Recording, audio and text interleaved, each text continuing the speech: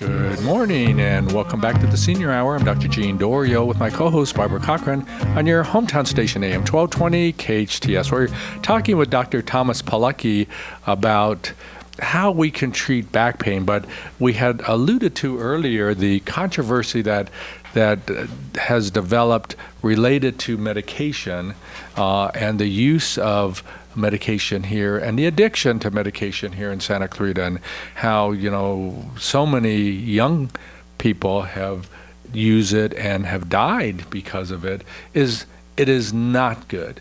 No. But, in the very beginning, I mentioned about how we have opinions, and the opinions that we put out there are not a part of what this radio station might believe. But it's our own opinions that we are putting out there, because some of this is very controversial, and in this community, we are trying to curtail the use of medication so that our kids aren't exposed to it and kill themselves. Yeah. But one medication that is being ignored is marijuana. And, so often kids are exposed to marijuana, and they sometimes it will be a gateway drug into other drugs that cause problems. But a lot of that comes from peer pressure. I know that some of my senior patients want marijuana, and we had testimony before, both Barbara and I, but I think, Barbara, you in the past had problems, and you even used marijuana. I took the CBD pills. Mm-hmm. You took the pills. Well, my son came over one day and saw hydrocodone, which the medical doctor had prescribed because of the pain, and he said, "Mom, that stuff will kill you. Throw it away. Get your doctor to give you a prescription for medical marijuana, and I can get it for you. And that is healthier for you, plus it will get rid of your pain right now." Without using the heavy-duty medication. Absolutely. And not only having side effects, but becoming addicted. Are you addicted to hydrocodone? No, are you kidding me? Good. I don't take that stuff. And that's, one of the things, the way some of the kids get a hold of these heavy-duty drugs is they're reaching into grandma's medicine cabinet and finding it and using the medication on their own. Not only grandma's cabinet, but their parents' cabinet. And the problem with these, especially, you brought it up, hydrocodone, Oxycontin, is it can be instantaneously addictive. On the first dose, it just messes people up, and they got a real problem with it. And the unfortunate reality is that once that happens, and they try to go to the street to get it, heroin is 3 times less expensive. You can get 3 times the amount of heroin for 1 dose of Oxycontin on the street. So it's a short step from the medicine cabinet to a heroin addiction. And we have people don't talk about it, but we have a huge heroin problem here in Santa Clarita. It's huge, but that's why people are dying. But are we going to continue to allow people to say we shouldn't use the intermediate medications like marijuana? And I consider it a medication, and I think, Barbara, you do too. Absolutely, I do. But are we going to continue to disavow the use because of our fears that it's gateway, and not move forward and start to examine the evidence and put the politics? Again, it's a belief system. It's right. a belief system. But we can make it political to assure that, doctors are educated, and when it comes to writing a prescription, maybe they, instead of writing it for Oxycontin or hydrocodone, they'll say, like Barbara's son said, let's try marijuana in place of it. It's the cannabis oil in the marijuana plant that is so healing. Yeah. Well, there's a little bit of controversy in this, but there's an easy answer to all of this. CBD has no THC in it whatsoever. In fact, they kind of undermine each other. Some people explain this. Though. Okay, all right. Now you're going to lose our audience. CBD is the medical part of marijuana. It is the pain reliever. Mm-hmm. It has no psych effects. It doesn't make you weird or loopy or stoned or high or anything like that. It has none of those effects whatsoever. And the THC in the marijuana is the stuff that is what the stoners are really looking for. That's exactly so right. There's two different components in medical marijuana. Yes. And a lot of people are saying that you need that psych med, you need that high, you need that stone in order for the medical marijuana to really have its full effect. There is a group out there that is pushing that. And that they have their rights, they have their beliefs, that's fine. But we have seen tremendous benefit from CBD that does not need a prescription, that does not need a medical evaluation. It is just the pure medicinal value with no high, no stone, no nothing like that. It is, every cell in our body has receptors for CBD. In fact, the runner's high that we always used to thought were endorphins or internal opiates, they can't work that way. It's cannabinoids. It is our own internal cannabinoids. And when people's internal cannabinoids are out of balance and you can't get that relief, CBD is a beautiful answer for those people who are suffering in pain, who can't find relief anyway. It is non-toxic. It is so much safer than aspirin or Tylenol or ibuprofen or naproxen. All of those things seriously compromise detoxification pathways in your body. It's going to damage one organ or system in your body one way or another. CBD has none of that. None of that whatsoever. It's non-toxic. It's non-addictive. It has no high, no stone. It's not a gateway drug. There's no controversy to it whatsoever. There's no controversy here. Mm-hmm. And in what forms does it come in? We're talking about oils and pills. Sure, you can get it in liquid form. You can get it in the all? No. They do have it in the vape form, and I am a strong advocate of staying away from vape. I agree. It is probably so much worse than smoking, and it's being pushed as this is a safe alternative to smoking. I never believed it. There is no safe way to inhale a huge volume of a chemical and not have some serious problems going on in the lung tissue. That is an absolute fact. Everything else out there is belief system, bad science, BS. So I am not an advocate of vaping CBD oil, although it's available that way. You can get it in an oil, you can get it in a tablet, you can get it in a gel. You can apply it topically. But there's no, here's the thing. There's no stone. There's no high. There's nothing like that in it. So it's only going to appeal to people who are really looking for the medicinal value.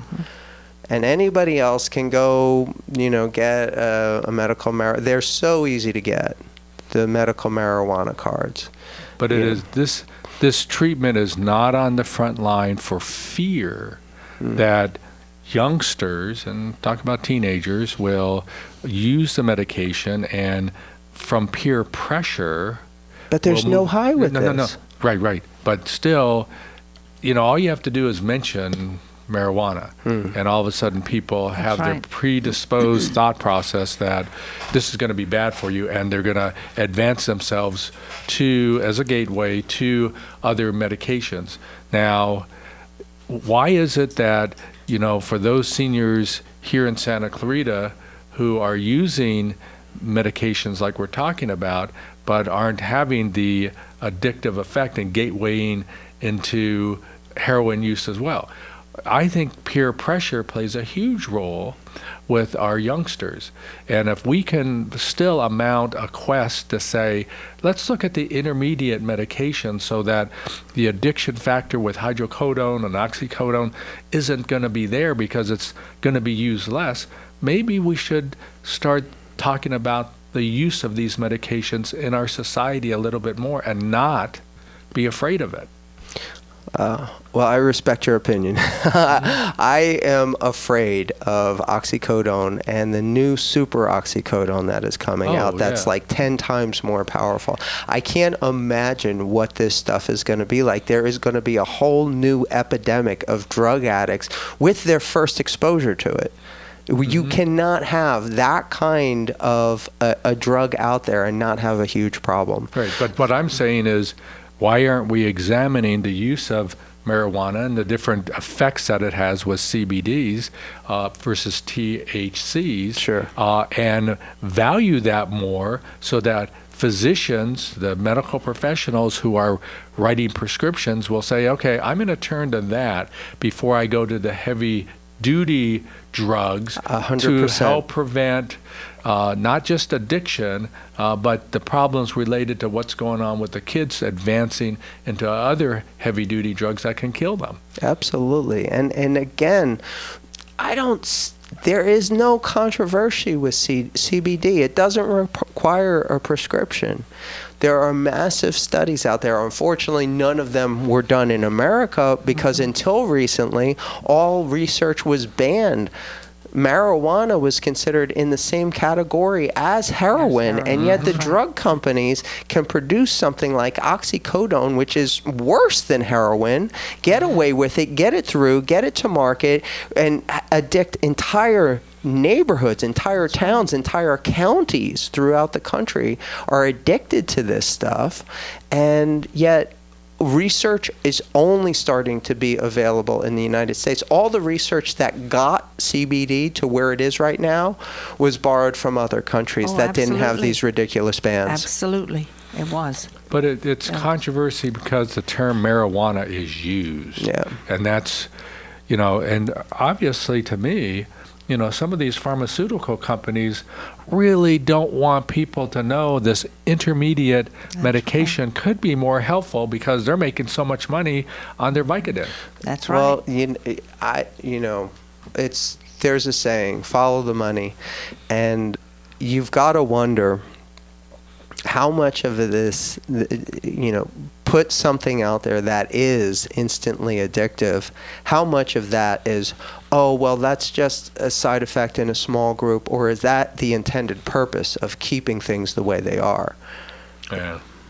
So that's a political thing, and that's a social thing. But, the public are those who will need to have their eyes opened to not be fearful of certain words, like marijuana. And when we have that fear and then block our thought of asking questions and moving forward, we're in trouble when we do that. So, you have 3 people broadcasting to the Santa Clarita community their ideas of moving forward with all of this, maybe preventing addiction, maybe preventing heroin deaths. But I can see somebody taking this show and saying, hey, they're drug pushers. Look what they're doing to the children here in Santa Clarita. I can see that happening. But I would say to them, just watch TV for an hour and see what kind of drugs are being pushed on our children and our families. Any of the news stations at 6:30, the big time stations, all of them they're inundated with medication commercials, inundated. And well, I'm working during that time, so I'll have to take your word for it. But when I watch the Sunday morning show, every single commercial leads off with a drug commercial. And that is the market when you've got, the Sunday morning show isn't necessarily for the younger generation. It's for me and older. It's for the baby boomers. And every single commercial is a drug commercial on that show. What the Sunday morning, CBS Sunday morning. Oh, okay, the hour and a half Yeah. show with Charles. Osgood, but he's out for a little while. He's getting something done. I've never seen it. Hopefully not related to pain or back problems. You never watched that I've show? never- See, we never tape seen the show. everything, so we get to watch it. It's an hour and a half long, and you're right, these shows come on, and, constantly you have to turn up the volume to hear what they're, we skip the commercials typically, fortunately, but, they're always, you can see them hearing the words, but the side effects are blah, blah, blah, blah, blah, blah, blah, blah, blah. It's we're inundated with it. It's blanketing throughout the nation, and we have to be, if we're going to be more preventative, if we're really going to decide we want to take action, when they had this whole thing about just say no, and government pushed that out there, hey, that was fine, but look where we are now.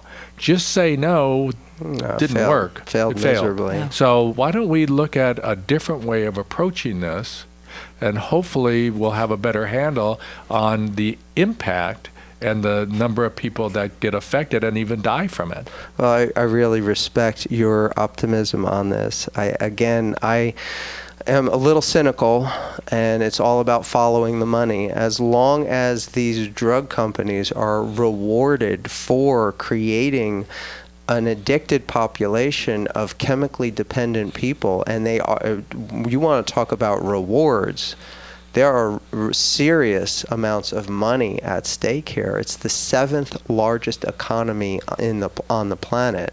It's bigger than France. The American pharmaceutical industry has numbers that are staggering, and I don't think a couple of people with an opinion in Santa Clarita are going to even put a dent in that. So it really has to be about people making a choice. And I think what it's coming down to is that people can no longer afford to participate in the system the way that it stands right now. It's just not viable, and it doesn't matter whether some new politician gets in there and tries to make it socialized, or some new politician brings it back to a open market, or some none of that matters. It's that we have to start taking the initiative that John Kennedy set forth 50 years ago. Mm-hmm. And that is, start taking care of yourself. Start trying to eat right and exercise. I was one of the first beneficiaries of that program, where exercise in school and in proper nutrition was really important. Mm-hmm. We didn't get a pedometer. We got a little emblem thing, right, for physical fitness. It was great. Well, to me, there's nothing more rewarding mentally or physically than exercise. Mm-hmm. Makes you feel better. It does. You feel so much better when you exercise. There are so many studies out there that show that exercise far outperforms any antidepressant on the market. Oh, no absolutely. Doubt. Absolutely. But it's really bad at mile 22 in the marathon when your endorphins don't kick in. Yeah, no. Then you're suffering. Not an advocate of marathons. No.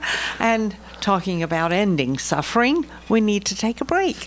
I'm Barbara Cochran with my co-host, Dr. Jean Dorio, on your hometown station, AM 1220 KHTS. Welcome back to the Senior Hour. I'm Barbara Cochran with my co-host, Dr. Jean Dorio, on your hometown station, AM 1220 KHTS. And we're having Dr. Thomas Balaki, and we've been talking about pain. Back pain. We started off with back pain. Back pain, yes. Then we got a little bit more controversial. Well, let's go back into back pain. What are some of the things that our listening audience and everyone in Santa Clarita, or all over who's listening, what can we do to help us prevent back pain? Well, once you've got back pain, prevention is no longer an option. That's true. So there is a syntax, and unfortunately, with all the conventional models that have been out there that were proven wrong over 20 years ago, that first you need to knock down inflammation with chemistry, you need to use over-the-counters, and then maybe some more powerful prescription strength anti-inflammatories, and then step it up a notch to cortisones and different corticosteroids. And then when that doesn't work, the next step is antidepressants. And when that doesn't work, you start with injection therapies. And when that doesn't work, because these rarely work for anybody for any serious back problem, it is just the way things are done. And in between that, there's usually a stint of physical therapy using the modalities that feel good where they're on but don't make any change in the outcome. And we're talking about heat and ice and stim and ultrasound and all of those things that, you know, are commonplace in these back pain specialist treatment centers. And then they get to laser therapy, and when that fails, then they start talking about surgical intervention. And surgical intervention has the lowest satisfaction rate of any medical procedure out there. It is so bad, in fact, that there is actually diagnosis codes in the billing codes that come out every year of failed back surgery. It is so prevalent out there.